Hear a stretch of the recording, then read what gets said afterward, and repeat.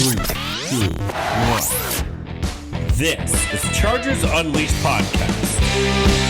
Here are your hosts, Dan Wolkenstein and Jake Hefner.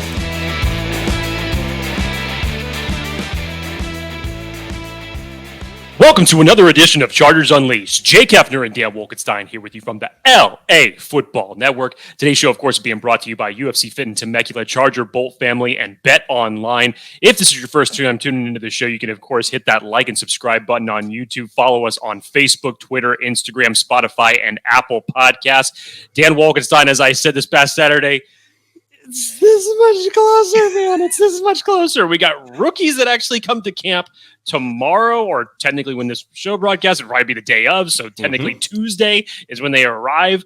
And then next week, the veterans finally get to camp and we can finally kick the NFL season off in the summertime. And God help me, I can't wait. Jake Hefner, welcome to Chargers Unleashed, everyone. Jake, how are you, my friend? Fantastic, sir. Had a nice weekend. The live show that we did was great. A lot of fan interaction. A lot of people had some really, really good opinions on the underrated players on the Chargers coming into this season. Players that aren't getting enough talked about enough. They're not getting enough hype. If you guys missed that live episode, I would highly encourage you all to go over and check it out, as it was a really fun interaction. And we're going to be doing plenty more of those, of course, when we get training camp rolling here next week. But weekend was good, Dan. Weekend was good. Mellow. Saturday night probably drank a little bit too much libations than I should have. Let's call it water. Let's say I drank it like water, essentially. But yeah, other than that, it was good. Home run derbies tonight, so we'll look forward to that. And other than that, man, just somebody put me in a DeLorean to 88 miles an hour and get me to next week. Well, we are going to be to next week before we know it. And so this episode, we actually are going to piggyback off of the last one we did that was not live, which was going over the camp battles to kind of look for. And we had kind of mentioned in the previous one, we talked about all the offensive camp battles to look for. And we kind of teased the fact that the defensive side of the ball, the camp battles on this side, is going to be brutal and ruthless. And it's going to be a fight to the finish. And there are probably going to be some camp battles that will not get finalized until like the last day of training camp and or into preseason, probably the third game. But before we get into the training camp battles, Jake, let's pay the bills. Our friends over at Bet Online. Are there any prop bets? There probably are prop bets for the home run derby. Who are you thinking? I'm sure there is. I'm sure that there has to be. I haven't gotten a chance to look yet, but I'm sure that there is. And if you're interested in finding that out, our partners over at BetOnline continue to be the number one source for all of your betting needs and sports information. Find all the latest odds, news, and sports developments, including Major League Baseball, tonight's home run derby, the latest in UFC fighting news. If you happen to miss this last week's earlier UFC fight, it was on very early in the morning because there was a big boxing match later in the night. But this week we got another one, of course, Curtis Blades versus Tom Aspinall. So definitely make sure that you go over and take a look at some of the betting odds for that. But head on over to the website or use your mobile device to sign up today to receive your 50% welcome bonus on your first deposit. Just use our promo code BELIEVE. That's BLEAV to get the bonus and get into the action. Bet Online, where the game starts. Okay, so for folks who have not seen already, you can join the show, join the discussion here on Chargers Unleashed. You can call us at 323-374-5651 or text 31032. Text the code UNLEASHED, to 31032. Submit your questions, topics, reactions, feelings, whatever it is, throughout the entire 2022 season. This is going to be epic. So again, you can join the show, be a part of this experience with us. Leave us your comments. Either text us 31032 or call the Chargers Unleashed hotline 323-374-5651. Jake, before we get into all of the camp battles, no, let's tease it. We have a tremendous giveaway. Probably one of the best giveaways that we have done on this show. We've been holding out announcing this one for a while. But we are going to... Let's discuss it later on the show. Let's go... We'll talk about it. So we waited this long. We can wait another 20 minutes. Stay tuned for the details of the next Chargers Unleashed giveaway that we're going to announce the winner on day one of training camp. Jake, let's talk all things defensive camp battles. So last week we talked about the offense and probably right tackle, probably running back, whatever, 4 or 5, possibly receivers could be in the mix for camp battles. But on defense, you could argue every position group, except maybe special teams, which we'll get into. There's going to be camp battles, and there are multiple guys that we're going to see not make this team that in isolation might be a surprise. But the goal here, as we go through these camp battles, is to kind of shed some light into some of these camp battles. So that way, when they come into fruition, you're not so surprised. So, what position group, Jake, would you like to start the bloodbath? I mean, that's putting it mildly. You know, looking back on the offense position breakdown that we did last week, it just looks like, you know, third grade compared to what we're going to do right now, because this is insane. There's going to be some surprise cuts, and this is stuff that has been speculated and talked about all this offseason that you're probably going to hear us say, we don't project them to make the team. And there's a case that could be made that they won't make the team for a number of different reasons. So, I knew before we got on here and started talking about this was going to be an interesting one when you really broke it down and say, you know, who could really make some noise and make some camp battles very difficult when you're talking about the back end of the depth at each one of these positions. But Dan, let's start in the trenches. Let's start on the defensive line. Good. Okay, so why don't we start with the edge then? Let's start with the edge position and then work our way through the interior defensive line. That'll be the next one. Okay. So edge position, Jake. I think Joey Bosa and Khalil Mack are going to make the team. Pretty confident. Don't got to worry about them as edge 1, edge 2. Kyle Van Noy, I'm kind of lumping in as an edge player here, so I have him as edge 3.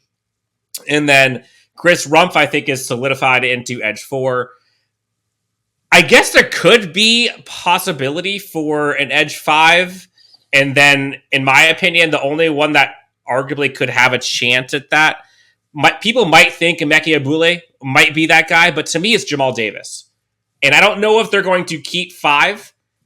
I don't know if they're going to have, you know, Kyle Van Noy either as an edge rusher or a linebacker. I don't know how they're going to signify it. But in my opinion, I think the battle is between Egbule and Davis if one of them can make the team. And I kind of have a leg up on Jamal Davis. I know the team is pretty high on him. I think Daniel Popper kind of alluded to that in one of his recent articles from The Athletic. Shout out Daniel Popper, by the way, on his engagement. Congratulations, sir. Emeka Egbule, Jamal Davis, I see those as edge 5 camp battles. I don't think Ty Shelby's going to be able to make it. Between those two, would you say one of them has a leg up? And would you agree that those 4 I have are the 4 you have? Those are the same 4 that I have. And much to your point, I think that the camp battle does come down to, is it going to be 4 edge rushers that end up making the 53 roster, or do they keep an additional 5th? And the interesting thing here is really with Kyle Van Noy. Again, I still think that his main position on this roster, even though I know he can play both edge and linebacker, it's going to be edge. I think bringing him in for the edge 3, I think he only becomes or starts playing more linebacker in an emergency type situation. But it's good position flexibility to have, that whether or not we're ever Brandon Staley, and apparently he does have a plan. We've heard multiple people ask Kyle Van Noy this, what's the plan? What's the plan? And he doesn't want to say anything about it. Secret. So the good thing here is that it does give you a little bit of position flexibility, especially when you come to final cuts, that you have a guy who can be that multiple on defense. So that does give you some help there. But yeah, Dan, to your point, this really comes down to edge 5. And the Jamal Davis, who you were talking about, player from the CFL, signed back in January. As you were mentioning, Daniel Popper mentioned that during his 53-man breakdown that they were very high on him. So depending on camp and how he ends up performing, if you haven't seen pictures of Jamal Davis, go and look, because physically as a specimen, the guy looks impressive. We all want to look like Jamal Davis. Correct. Yes. So I think that's really where the camp battle comes from. There's a lot of expectations for your boy Chris Rumpf coming into his second year. As been reported, we know that he's put in the work. He's put in a lot of work of gaining his strength, his size. So he's trying to put that on and obviously be a bigger contributor heading into his second season. So I still think that when it comes down to it, Dan, I think they'll still keep 4 edge rushers, and some people may not agree with that, just given the fact of injury, age, anything like that may come into play as far as the lack thereof depth, as far as experience and maybe just age goes behind that. I don't think anybody would expect to have Kyle Van Noy be your starting edge rusher, but having him as an edge 3 is a huge value. I don't know what we would think if we had to have Chris Rump going into a second season as the starting edge rusher. So that's where the questions come into play. I still think it'll probably end up being 4, as they'll probably use a couple more bodies in different positions for this group. But there's a very good chance that it could end up being 5. Now, again, there might be semantics when you get down to the 53-man roster on like what positions these guys play, but just pay attention to the names and the numbers. And so as we kind of keep track here, Jake, so last week we had the offensive breakdown, and I think on my totals for offense, I want to say I had 20... I think it was 24. These were based off of what you would do, not what you thought the team was going to do, correct? Yes, this is what I would do personally. So this might be a little bit different than I think what you've seen from other places where they kind of predict what the Chargers would do. This is what I would do, or at least I would like to see happen. So just for context, 53-man roster, 53 spots, 25 of them I have from last week going to the offensive side. So that means I've got, 28 left. And in my kind of training camp battle breakdown here, the sheet that I have, 23 players I have on defense/special teams that I have as locks. I have 5 spots open in total that are going to be up for grabs. And so in the edge position, Jamal Davis, Mickey Abule, I guess, would be looking to battle for 1. I see Jamal Davis winning that one. Moving on to the other half of the defensive line, Jake, is the interior defensive line. This one's juicy. This one's going to be rough. You have the incumbents, i.e. Jerry Tillery, got Covington, Forrest Merrill, Fehoko. All of them have kind of been here for a bit. And then you got all the new guys, Morgan Fox, Sebastian Joseph Day, Austin Johnson, and Artigo Agbania. And the weird part, Jake, is as I was going through the camp battles for this one, in my eyes, I don't know about you, but all of the incumbents are on the chopping block, it feels like, and all of the new guys are safe. Sebastian Joseph Day, Austin Johnson, Morgan Fox, and Otito, all 4 of those new to the squad this year, all 4 of those, in my eyes, are safe. Those are locks. Would you agree? I would agree. Okay, so then it comes down to Fehoko, Tillery, Covington, Merrill. Those 4 guys, I think, are fighting for 1, maybe 2 spots. So in this conversation, interior defensive line 5 and possibly 6 is the battle to watch for. And it really kind of depends on what they need and what these players, what kind of flavor you're looking for in an archetype. You mentioned kind of the edge position, with if, let's say, Bosa or Mack go down, Jerry Tillery has more of that flex edge / defensive tackle kind of hybrid mentality where he kind of brings a plus edge rushing, if you want, for passing downs. Or you got like a Forrest Merrill, who's just like a wrecking ball, a little bit smaller, but can rush, can stop the rush much better than Jerry Tillery can. So interior defensive line 5, possibly 6 are the battles to look for. Jake, do you have one guy or 2 that you think has the leg up on that camp battle? So I have the Chargers keeping 6 defensive linemen here. 6? Okay. 6. And again, with all the guys that you were talking about, I mean, this is the position where you could say that the most was basically the most made over in a single season. When you look at what you had last year in Justin Jones and Linval Joseph, and now the Chargers obviously looked at that and said, bottom 3 in run defense, no, sir, that's not going to cut it. So you go out and you get a familiar face in Brandon Staley's system in Sebastian Joseph Day. You go out and get Austin Johnson, one of the better run defenders in the league. You bring in another familiar face with Morgan Fox that Staley has familiarity with. And then, of course, you go out and you draft Otito Agbania. So, yes, Dan, to your point, there's a lot of people potentially that could be on the chopping block here. Now, out of those 4,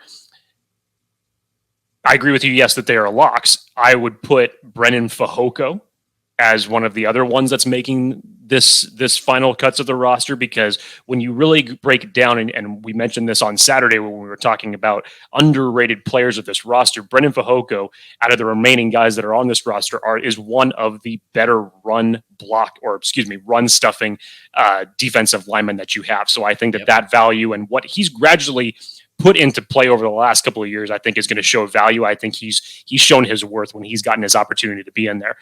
Obviously, when it comes to Forrest Merrill, I'm a little bit biased. I have pounded the gong for Forrest Merrill ever since he got with this team.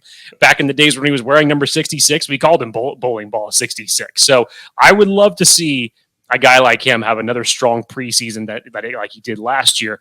And I know a lot of people, there are circles that love Forrest Merrill as well and would love to see him be part of this final roster. But Dan, I don't know what to make of Jerry Tillery. This is such an interesting...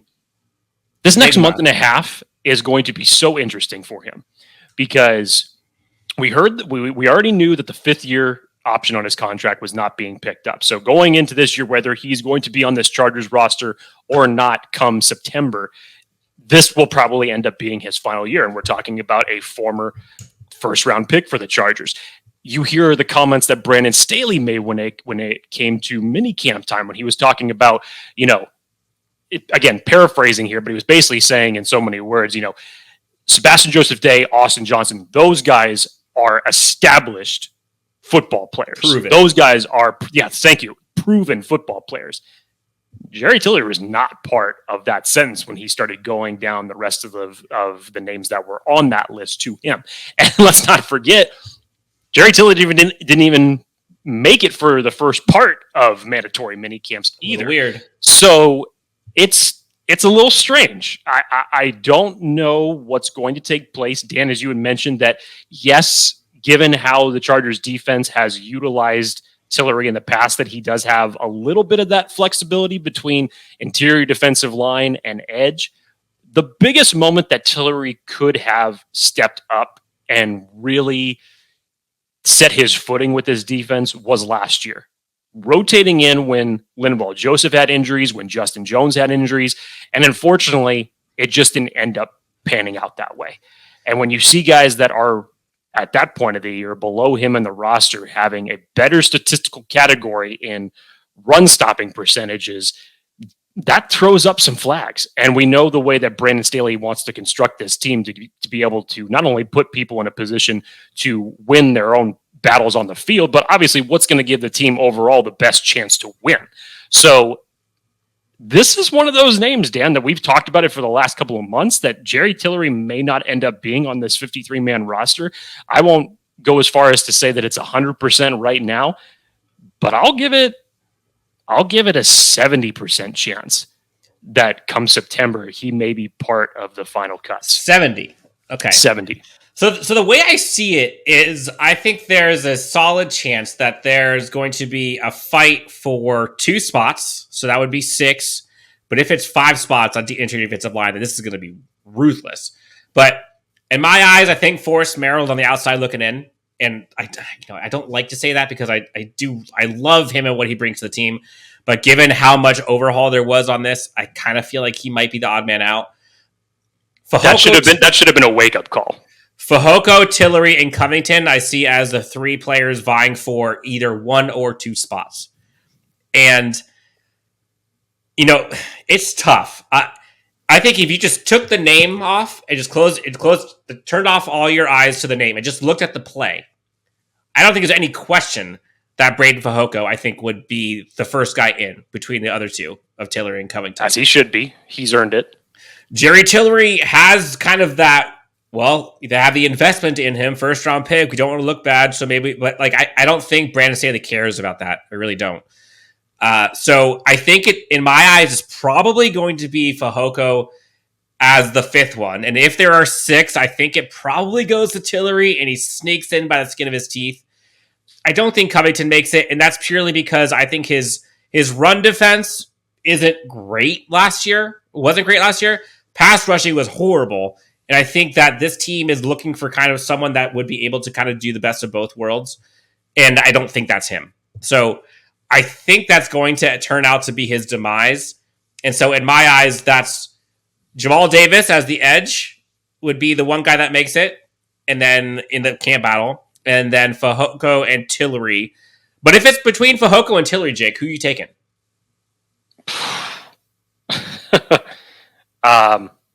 For me, it's Fehoko. I agree. I hate to say it's not even close, but it's not even close. And I think it's mostly because of consistency. Yes, that's it as well. It's just there's Jerry Tillery, yes, has had flashes when he has been on the field. But for a guy that you put that much investment in, those flashes should be more consistent when the time has come for him to really step up and show consistent progression as a player. That hasn't been there. Now, granted, he's gone through a couple of defensive coordinators during his time with the Chargers. One in particular, I don't think that he even knew how to properly utilize him. But still, you would figure going into your fourth year, hell, even by last year's standpoint, you would have understood what to do, checking to see that progression that you're hoping to see from someone who's spent enough time in the NFL by this point. And it just hasn't been there. And Jacob, imagine the signal that this would show this entire team, the organization, and the league if come end of training camp, the Chargers somehow cut Jerry Tillery. Like, imagine what that says to the team. Like, they're not messing around anymore. Like, I don't care when you were picked. If you can't play, you're not making the team. Like, when's the last time we saw the Chargers do something that bold? From a roster perspective. Not like from bringing in a free agency, but from like a cut. What about last year from a certain wide receiver? I think this would be crazier. This would be crazier. I can understand that just because you have the investment standpoint, but I think you could look at last year and maybe that didn't end up being the best decision in hindsight that the Chargers did when they ended up surprise releasing Tyron Johnson. But still, yeah, I understand the point that you're trying to make. We need players that are going to contribute to this team. Yep. All right. So again, we have a special announcement with a giveaway that we're going to be announcing here when we talk about. Maybe we'll talk about the position and player possibly that could be on the special announcement, and then we will announce it, Jake. Let's go back. Let's go to kind of the second phase of the defense. Let's go to linebacker. I think some people would argue this is the weakest position on the team. There's no argument. In terms of depth, I think the only position that you might be able to argue would be edge. Because like after Mack and Bosa, like that's a steep decline to get to Rumpf. I mean, Van Noy is kind of your, security blanket there, but other than those four, like, whereas at least like linebackers, there isn't like the top end talent outside of a Drew Tranquil, but like I think you look at Kenneth Murray has good upside, but he's not he has good upside. Troy Reader, average. Nick Neiman, great special teamers. You got Amon, who I think we all like. Team is high on. Like there's at least depth there where you still got Cole Christensen, you still got possibly like a Damon Lloyd. I'm not sure what we're going to see from him in camp. I don't even know how many linebackers we're going to keep on this squad because Brandon Staley doesn't really value linebacker position as much as, say, defensive line or secondary. So in my eyes, Jake, in terms of locks, I think Drew Tranquil, Kenneth Murray, Troy Reader, and Nick Neiman are all locks for respective reasons, which we'll get into. So I guess reality, linebacker 5, in my eyes, if you want to call it that, is going to be the position battle. And the reason why I'm saying that, I think Nick Neiman, makes a team purely from a special teams perspective. So after that, I think you look at Cole Christensen, Amon Ogbongbemiga, I said it right finally, Damon Lloyd, and Andrew Brown. I think those 4 guys are vying for one spot.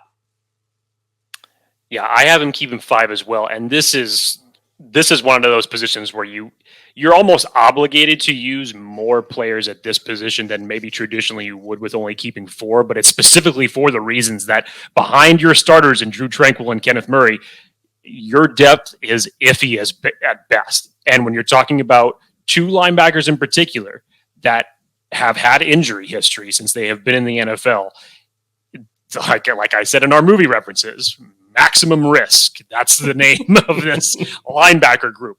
If you get the full potential out of both of your starters, I think that they can be a great duo. But if you don't, and if there are injuries involved, hopefully knock on wood that they aren't, it's a huge risk to take. So you still have Kenneth Murray coming off of injury right now as it stands. And there is so much on the line for him coming into this season. You're basically stepping into a role that Kaiser White just absolutely dominated for this team last year, was a huge contributor. I know it's all a sore subject for all of us that he is no longer on this roster. But if there was an opportunity and all the signals that point to a time where Kenneth Murray has to, A, be healthy and B, step up, there's no better opportunity than this right here. We know the type of leadership that Drew Tranquil brings to the table. And when he's on and when he can be freed up to move in his spot, we know that he can be vicious at the linebacker position. Now, behind that, yes, you went out and you got Troy Reeder, another from his time during the Rams. You have Amon, Dan, who you mentioned. The coaching staff just absolutely loves Amon for a number of different reasons. So they believe that he's going to be a solid piece of this depth. And yeah, I think that Nick Niemann makes this team, if it's not just from the standpoint of depth at the linebacker position, it's from the special team standpoint, because if there is one position that he has performed well on, it's definitely been special teams. So I have him keeping 5. I can't see them. I would be shocked if they decided to be risky enough to only go into the season with 4. But yeah, there'd have to be a lot of transitions here, because outside of the 5 guys that we just named, I can't see any one of those other ones even vying for a camp battle. As risky of a position as this is, with the depth behind it, it seems pretty clear cut what you should do. You should keep 5, and the names out of those 5 should be pretty easy to figure out. Tranquil, Murray, Reeder, Neiman, and Amon. I think if we're being honest, the odd man out there would be Cole Christensen. And that's going to be tough to see. You're not going to like that. So, okay, in that realm, I got 4 edge rushers, possibly 5 with Jamal Davis, vying for that 5th spot. I've got 4, including Fehoko will be 5, and then Jerry Tillery and Covington are probably going to be battling for that last one. And then linebacker, we've got 5, including Amon, Neiman, Reeder, Murray, and Tranquil. All right, Jake. This one's going to be interesting. I'm actually excited to see who you have for corner back on this defense. So, obviously, J.C. Jackson, CB1, Asante Samuel, CB2, Bryce Callahan, Michael Davis, flip however you want. They can be CB3, CB4, CB5, 6, 7, 8, 9, however many he wants to have. CB5 and 6, let's call it that. I think that's where the bloodbath starts. And given what we've seen, it's kind of interesting, Jake, because last year, started off so strong for Tevon Campbell.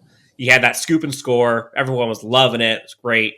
And then just got absolutely destroyed the rest of the season. And some of that is to his fault. Some of that is just because the Chargers got decimated by injuries and he was having to go up against wide receiver 1s and 2s. But you had Tevon Campbell, who just got obliterated all season. You had Keelan Hall, who played a bit last year, who has, more time underneath Staley's scheme. But still didn't play great. And then you got the new guys. You've got Jazeer Taylor, you got Brendan Sebastian, you got Dean Leonard. Some folks really like Dean Leonard. I personally really like Brandon Sebastian, to be honest. And Jazeer Taylor, I think you're seeing some high praise from folks covering the team on him. So in my eyes, Jake, I have CB5 and 6 being the camp battles to look for. Who do you see kind of coming out with those battles? This is so tough. You have, if you just went with CB 1 through 4, it's very easy to figure out. J.C. Jackson, Asante Samuel Jr., Bryce Callahan, and Michael Davis. Now, beyond that, if you're just talking about the corners, I think Tevon Campbell has a little bit that he needs to make up for himself, because when he was put in starting roles, especially as it got more towards the middle of the year, when the injuries really started to happen, as you mentioned, it kind of just took a drastic left turn. Minnesota, that game was rough. Took a drastic left turn for him. So I think he's coming into camp with a lot to prove. Kamen Hall is in a similar boat with that. Dean Leonard, I know from mandatory minicamp, albeit, you're going up against third stringers, he had a pretty nice start to camp. And if you read Popper's article that came out when that was going out on back in May. Or what was it, June last year? I can't remember now. The time just seems so far away. But the mini mandatory mini camp, that was a good start for him. So, and Dan, to your words, yes, there are a couple people that really, really are high on Dean Leonard. But it is tough though, because it comes basically if Dean Leonard is making this roster, then is Jasir Taylor making this roster? I don't know. Because in total, and this is where it gets iffy, because in total, I'd probably see if we're combining the cornerbacks and the safeties, I have them collectively keeping 10.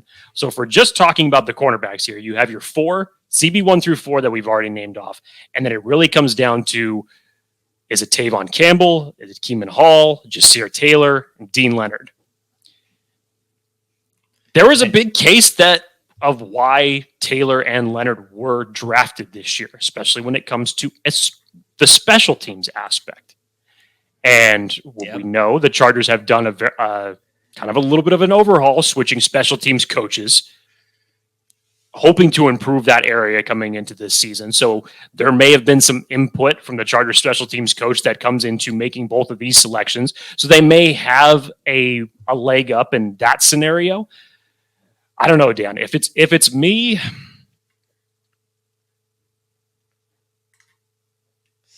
I'd say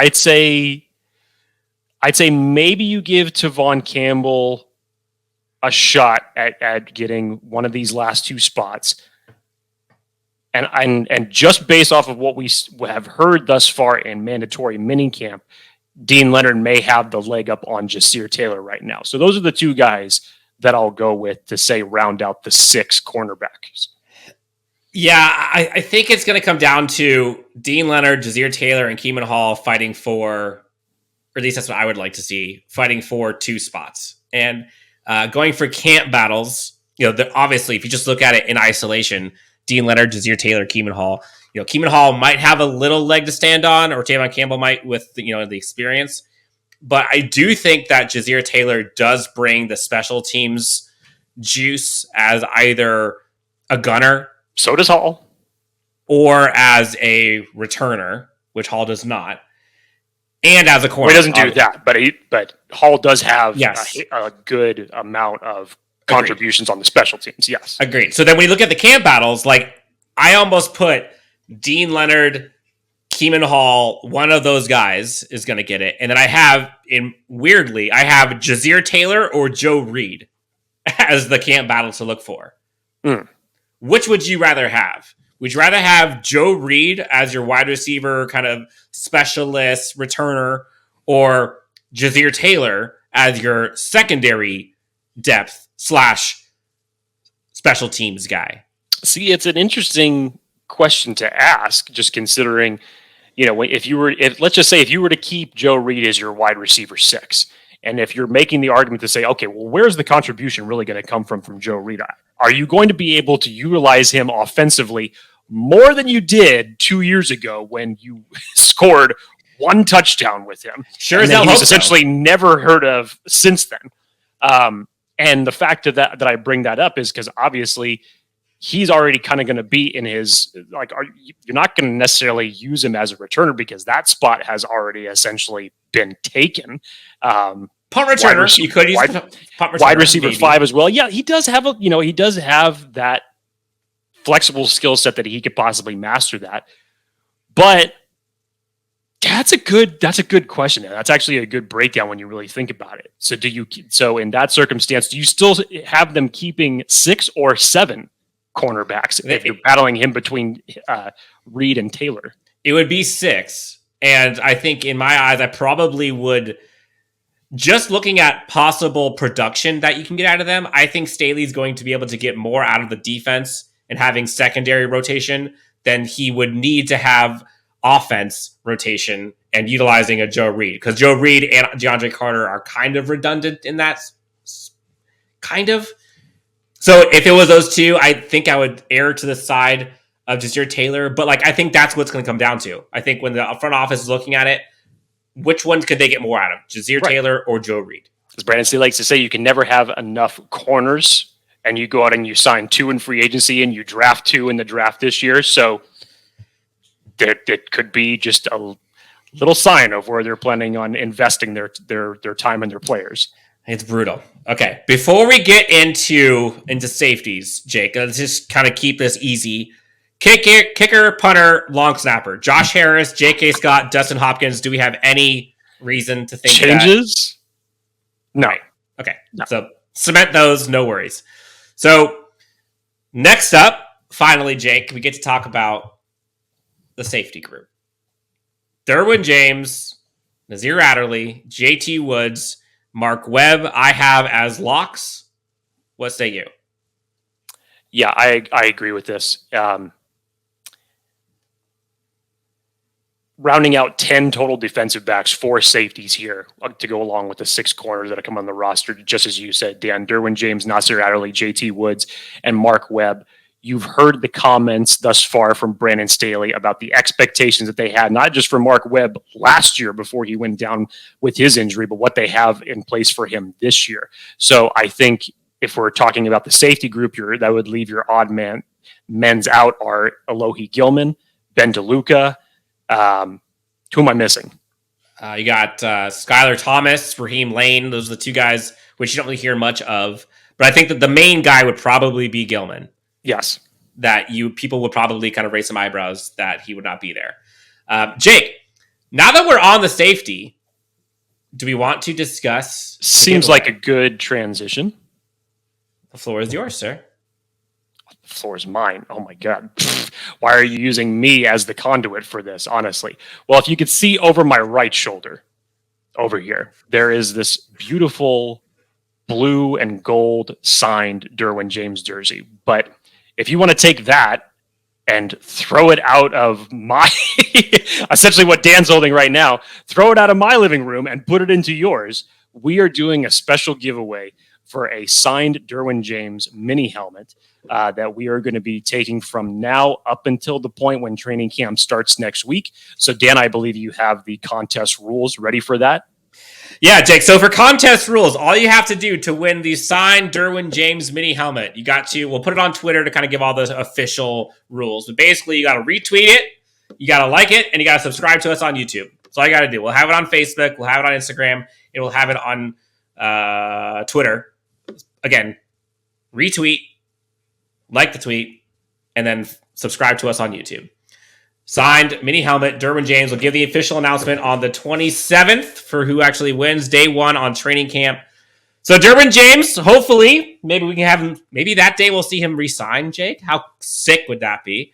That would be nice. I would like to see it. So Jake, safety group. There are 4 guys talked about that are making it. I think 5 are probably, I don't think they're going to keep 5. I really don't. But if they do keep 5, between Alohi Gilman, Ben DeLuca, Raheem Lane, Skylar Thomas, it seems kind of like it's between DeLuca and Gilman. What do you think? Yeah, I do. And I there's a lot of people that are still really high on Ben DeLuca. And I know that him being with this team last year, he's been back and forth as far as the practice squad goes, everything like that. And with Gilman, his biggest contributions that he brought to this team was obviously in special teams, and they were rotating him in a lot more last year than they did during his first year. But I still think when you look at the versatility that Mark Webb brings to the table, and again, the investment in the rest of the cornerback room that has been brought on, I don't see them keeping more than 10 defensive backs. I'd be surprised if they kept 11. So when you look at your starting safeties, much like it was with the cornerback room, you went out and you invested another high draft choice in a safety, and a very versatile one at that, in JT Woods. So that's another name to combat with for Alohi Gilman outside of the rest of the guys that are on this roster.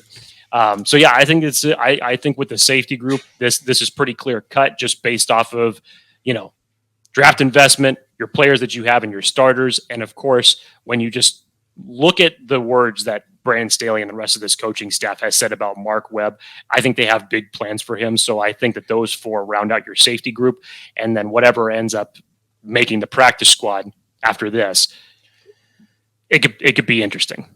Yep. So then, in my eyes, Jake, the way I kind of see it shaping up for me is in total right now, there are 23 locks that I have on defense/special teams that we talked about. And then there are 25 locks that I see on offense that we talked about last week. And then from there, Jake, I think the training camp battles to look for, specifically for players, on offense, Stone Smart, Joe Reed are the two that I think have a chance of making this team. And then on defense, this is where it gets tough. There are only 5 spots left. So that was 2 that I already mentioned. You have Jamal Davis, Fehoko, Tillery, Covington, Dean Leonard, Jazir Taylor, Keeman Hall, Amon, and Alohi Gilman all fighting for 5 spots. Don't forget the battle essentially for RB3 with the competition that's going to be coming out with that. Yep, and RB3, again, so last week we talked about Eckler, Spiller. I had Letty Brown, Horvath, and I actually had Justin Jackson making the squad, but in this scenario, I put Larry Roundtree in there because I think if Justin Jackson somehow is picked up with somebody else, then I think they probably be being Roundtree. But, so let's kind of get into it. So 5 spots left, Jake. And I think we talked about what we thought about Jazir Taylor versus Joe Reed, so I think let's say Jazir Taylor is 1. So you have 4 more spots for Jamal Davis, Fehoko, Tillery, Covington, Amon, Alohi, Dean Leonard, and Keeman Hall. I think it's going to be a toss-up literally between Taylor and Leonard. I think I'd be surprised if both of these guys ended up making the 53, but when you really look at it, I definitely think that one of these guys sticks on the practice squad. I mean, the versatility that Jazir Taylor brings may actually give him a leg up over Leonard from the standpoint that he does have experience playing inside and outside, also contributes on special teams as well. We just know kind of a little bit from recency bias that Leonard was making some very good pass breakups when he was playing in camp. So we'll see if he can build on that or if Jazir Taylor is going to make a nice run. But that would be obviously one of the spots Jazir Taylor would be taking one of those. You said there was 5 spots that you had left? Yep. So, again, so you went Dean Leonard, Jazir Taylor. You said one of those guys make it? I still think that one of those guys make it because, again, I'm not keeping more than 10 defensive backs in total. In this case, if Taylor does make it and taking over one of your spots, that would essentially make it 11 that they would keep for defensive backs. But okay, let's go ahead in that scenario. And then your other positions and your other players of note, Fehoko, I definitely think is one. You had in your list, you had them keeping 5 defensive linemen.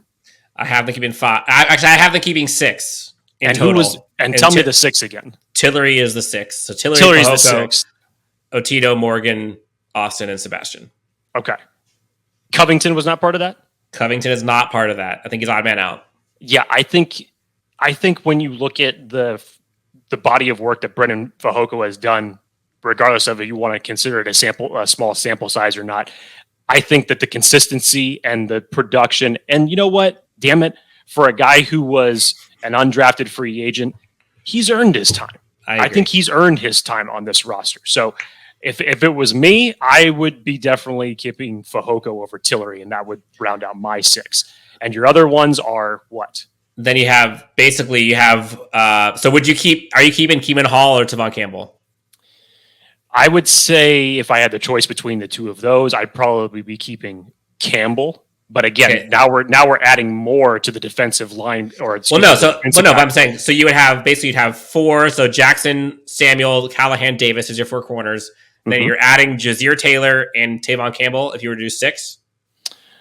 Well, no, because my 6 had Campbell and Leonard making it. But Campbell and Leonard. If we're just right, if we're just talking about your list and you have 5 other spots to occupy, pick your poison. Where do you want to put the other positions? If it's me, I'm definitely obviously keeping the 5 linebackers, including Amon. Including Amon as part of that. In your case, Dan, if you're looking for another 5 to round out those and you want to look from a defensive perspective, I think just Jazir Taylor would make a case for that. So in your list, you would essentially have 11 defensive backs. Let's round it out a little bit more if we're talking about another player to list that could possibly make a run for it to round out your roster. Joe Reed would probably, take one of those spots as well as far as how the camp battle goes. We'll see how that goes. I don't think so. So looking at it now, like I think Joe Reed odd man out, Stone Smart odd man out. I think Covington's out, Jamal Davis is out, Keeman Hall. So you still only have them keeping 4 edge rushers on your roster. Yes. In my eyes, Bosa, Mack, Rum, Fanoy. Okay. So then Jamal Davis, I think, has a shot to occupy one of those 5 vacancies that you have. Jasir Taylor's another one. Joe Reed is another one. So that occupies 3, which leaves 2 left. You got Amon. Amon is in the list. Amon is in the list. Okay. Well, so Amon would need to be another one, so that would be one less. Okay. So I think the 5 turned out to be Tillery, Fehoko, Leonard, Taylor, and Amon. Those are my 5 guys that I don't currently have on my locks that I think will end up getting pushed up. Got it. Which means you're going to not see Alohi Gilman, Ben DeLuca, Cole Christensen, Brandon Sebastian, Tavon Campbell, Forrest Merrill, and Emike Boule. You're not going to see any of those guys. Joe Reed, you're not going to see on this squad, in my eyes. Which, like, whew, that's tough, man.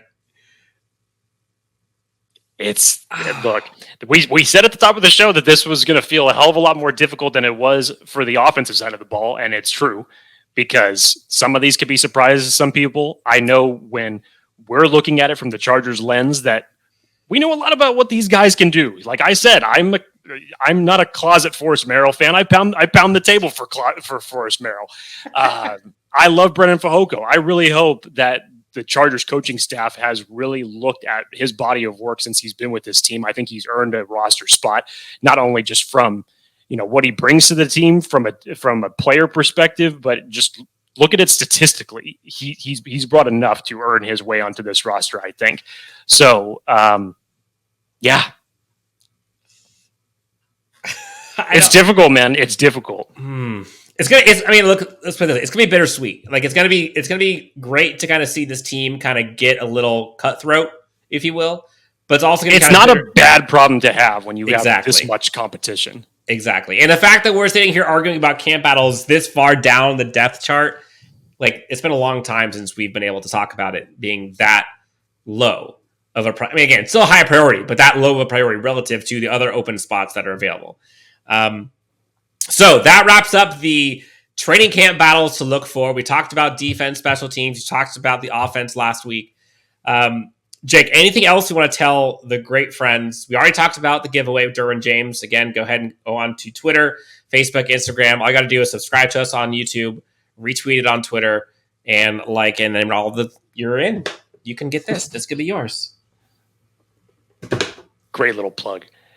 No, for me, I'm just excited that camp is finally back technically next week. I know we have the rookies that report on Tuesday, so let's see if we get anything out of when they come back. Probably not. Probably not. In this purgatory of NFL news. I'm sick and tired of turning on ESPN, and the best things that we can talk about is waiting for the pending Deshaun Watson decision or the battle between Baker Mayfield and Sam Darnold at starting quarterback spot. Deshaun Watson thing's taken forever, by the way. Look, I mean, the best thing that we could talk about right now that we've seen today is, the Madden ratings came out. And now everybody's throwing up their hands for this. It's like, I don't care, man. I want actual football. Let's talk actual football. It is cool to see Mike Williams, though, finally getting some love. I think he got like an 86, which I think he was much lower than that at the start of last year. Yeah, I agree. I'm ready. I'm ready for next week, man. Let's get to it. All right, guys. Let us know what you think in the comments. If you guys are still listening to the show, let us know what you think for the camp battles, who you'd have in, who you'd have out. We will be having another show next where we discuss more about these Los Angeles Chargers heading into training camp. But until then, you can find Jake Hefner and his backwards hat at Jake Hefner. No, that's not true. At Jake T. Hefner on Twitter. You can find myself and my backwards hat at Chargers Homer. Again, like, subscribe, follow everywhere you can find us, and we'll talk to you next time on Chargers Unleashed. Thanks so much for tuning in.